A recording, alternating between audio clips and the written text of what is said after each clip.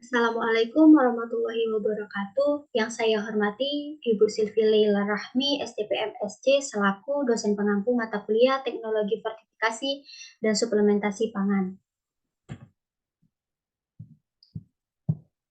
Perkenalkan, nama saya Sisi Sindisis Kabela dengan NIM C1A1200077 dari kelas R1. Di sini izinkan saya menyampaikan materi saya mengenai fortifikasi vitamin A pada margarin. Yang pertama, ada pendahuluan. Fortifikasi pangan merupakan salah satu bentuk intervensi pemerintah untuk memenuhi kebutuhan zat gizi mikro masyarakat dalam jangka menengah maupun jangka panjang. Tujuan utama fortifikasi adalah untuk meningkatkan tingkat konsumsi dari zat gizi yang ditambahkan untuk meningkatkan status gizi populasi. Adapun peran fortifikasi pangan untuk mencegah defisiensi, dengan demikian menghindari terjadinya gangguan yang membawa kepada penderitaan manusia serta kerugian sosioekonomis.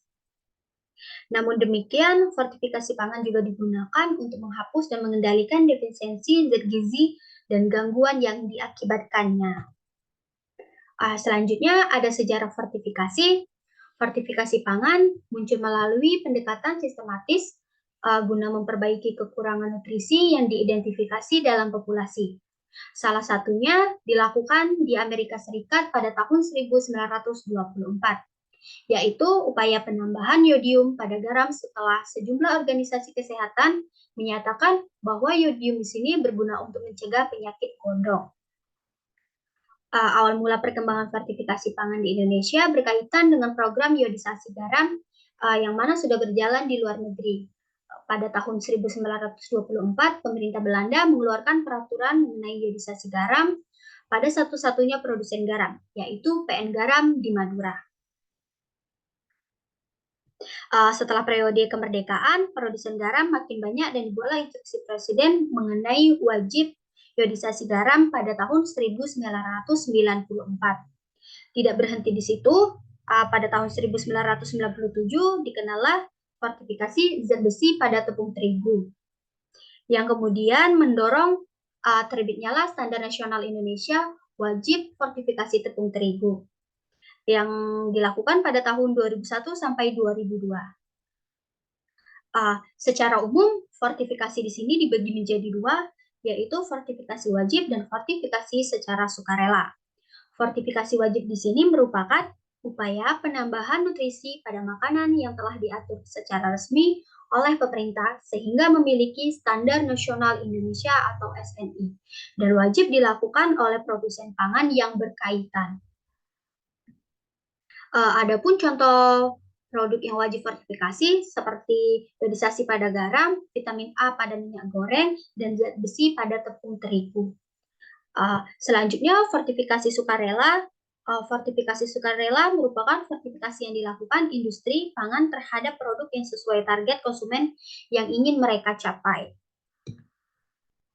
Selanjutnya, apa itu fortifikasi? Fortifikasi adalah sebuah upaya yang sengaja dilakukan untuk menambahkan mikronutrien yang penting, yaitu vitamin dan mineral ke dalam makanan, sehingga dapat meningkatkan kualitas nutrisi dari pasokan makanan dan bermanfaat bagi kesehatan masyarakat dengan risiko minimal untuk kesehatan. Fortifikasi pangan digunakan untuk mengatasi masalah zat gizi mikro pada jangka menengah maupun jangka panjang. Fortifikasi pangan merupakan penambahan satu zat nutrisi tertentu ke dalam makanan, baik dalam makanan kondisi normal maupun mencegah kekurangan satu zat nutrisi dalam suatu populasi. Fortifikasi mengacu pada penambahan zat gizi pada makanan yang memenuhi standar dan ditetapkan oleh Badan Pengawas. Restorasi mengacu pada penggantian nutrisi yang hilang selama proses pengolahan. Sedangkan standarisasi adalah penambahan nutrisi ke dalam makanan untuk mengatasi variasi alami. Adapun suplementasi yaitu penambahan nutrisi yang tidak ditemukan secara alami dalam makanan atau bisa dibilang sangat kecil terdapat dalam makanan tersebut. Selanjutnya ada margarin. Margarin adalah produk makanan berbentuk emulsi padat atau semi padat yang dibuat dari lemak nabati dan air dengan atau tanpa penambahan bahan lain yang diizinkan. Margarin dimaksud di sini adalah sebagai pengganti mentega dengan rupa, bau, konsentrasi, rasa, dan nilai gizi yang hampir sama dengan mentega. Margarin merupakan emulsi dengan tipe emulsi water in oil, yaitu fase air dalam fase minyak atau lemak. Margarin mengandung 80% lemak, 16% air, dan beberapa zat lainnya. Minyak nabati yang sering digunakan untuk pembuatan margarin seperti minyak jagung, minyak kedelai, minyak wijen, minyak inti sawit, minyak biji kapas, dan minyak lainnya. Minyak nabati umumnya berwujud cair karena mengandung asam lemak tidak jenuh seperti asam oleat, linoleat, dan linolenat. Selanjutnya ada vitamin A. Vitamin A merupakan zat gizi yang penting atau esensial bagi manusia. Karena zat gizi ini tidak dapat disintesa oleh tubuh sehingga harus dipenuhi dari luar. Vitamin A sangat penting untuk kesehatan mata dan mencegah kebutaan. Vitamin A ini merupakan vitamin yang bagus untuk meningkatkan daya tahan tubuh. Fungsi vitamin A di dalam tubuh adalah untuk diferensiasi sel penglihatan, perkembangan embrio, imunitas, pengaruh indera perasa, serta pendengaran, nafsu makan, serta pertumbuhan. Selanjutnya ada fortifikasi vitamin A. Fortifikasi pangan dengan penambahan vitamin A memegang peranan penting untuk mengatasi problem kekurangan vitamin A dengan menjabatani jurang antara asupan vitamin A dan kebutuhan lainnya. Fortifikasi vitamin A adalah fortifikasi strategi jangka panjang untuk mempertahankan kecukupan vitamin A. Kebanyakan vitamin A yang diproduksi secara komersial atau secara kimia identik dengan vitamin yang terdapat secara alami dalam bahan makanan. Selanjutnya, saya akan menampilkan video fortifikasi vitamin A pada margarin.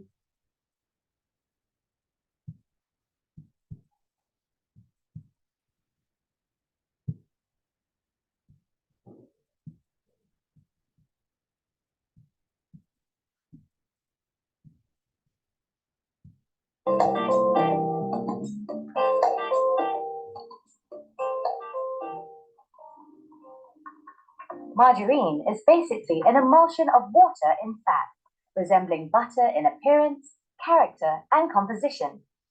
The fatty phase is normally a mixture of vegetable and/or animal oils and fats, and the aqueous phase skim milk or water, or a mixture of them. Small quantities of other ingredients, such as salt, flavors, and emulsifiers, may be incorporated through either of the phases. There are various types of margarine for specific applications, of which the most popular are table or tub, industrial, and pastry margarines. Margarine is universally formulated to contain 80% fat and 16% water. A number of other ingredients, either water or fat soluble, may be added to impart taste, flavor, and aroma, and to enhance its physical, chemical, and nutritional properties.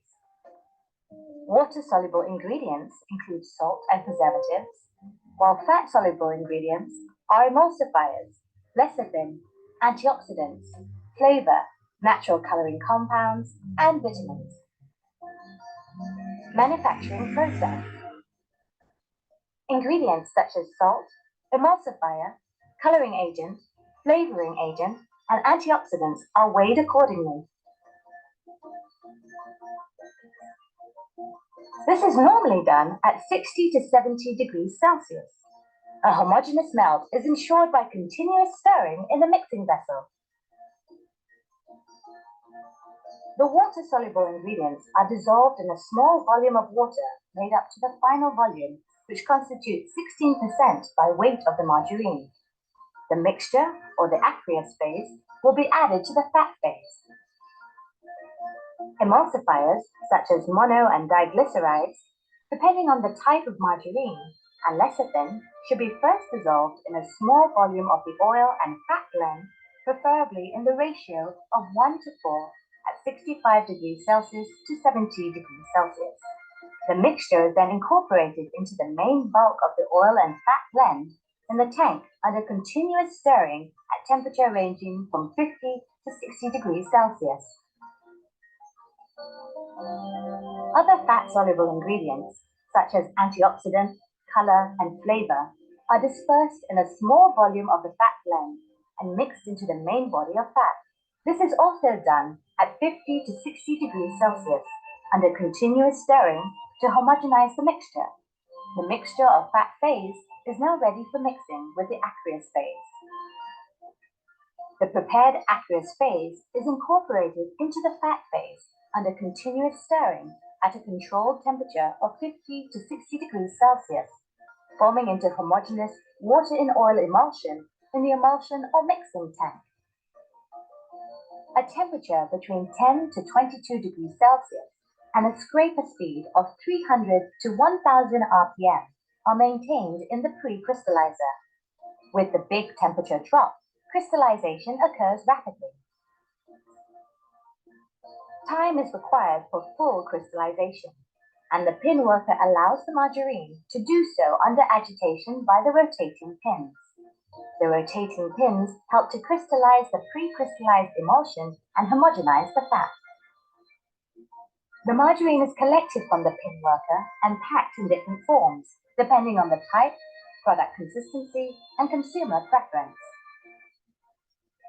Tempering at 5 to 7 degrees Celsius for 24 hours stabilizes the texture of soft-type margarine. Higher temperature is needed for enhancing plasticity of baking and pastry margarines. Tempering at about 2 degrees Celsius above the melting points of these margarines for more than 24 hours is normally carried out to obtain margarines with good plasticity. The right packaging material and transportation temperature are crucial factors in the quality of the final product. Advantages of using palm oil and its products. The crystal form in margarine greatly affects its texture. Palm oil imparts a very high stability to the better prime crystal form, which promotes plasticity. Palm oil is naturally stable with a balanced composition of unsaturated and saturated fatty acids. This allows manufacturers to tailor-make margarine formulations. Palm oil also contains 10% linoleic acid, which is an essential fatty acid, and lacks linolenic acid, which causes flavor reversion. Palm oil is naturally semi-solid, so it doesn't need hydrogenation in solid fat formulations. Hydrogenation is not only costly, but also produces trans fatty acids, which is a health risk. If need be, the solid's content can be enhanced through direct blending or interestification of palm stearin, available in various hardness or iodine values in the market. Palm oil and its products can be used either as the main ingredient or base stock, having the ideal characteristics for margarine manufacture. The wide range in its natural solids content makes palm oil the most versatile raw material, unlike liquid oils, which requires hydrogenation, and in turn forms trans fatty acids.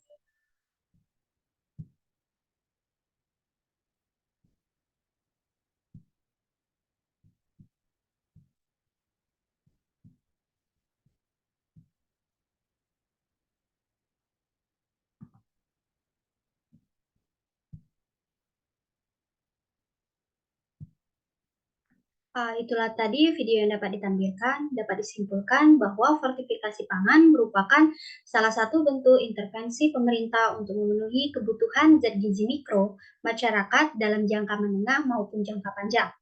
Tujuan fortifikasi adalah untuk meningkatkan tingkat konsumsi dari zat gizi yang ditambahkan untuk meningkatkan status gizi populasi. Fortifikasi dengan vitamin A adalah strategi jangka panjang untuk mempertahankan kecukupan vitamin A. Kebanyakan vitamin yang diproduksi secara komersial secara kimia atau identik dengan vitamin yang terdapat secara alami dalam bahan pangan tersebut. Sekian dari saya, itulah Tadi materi yang dapat saya sampaikan, kurang dan lebihnya saya mohon maaf. Saya akhiri, wabillahi taufiq wal hidayah. Wassalamualaikum warahmatullahi wabarakatuh.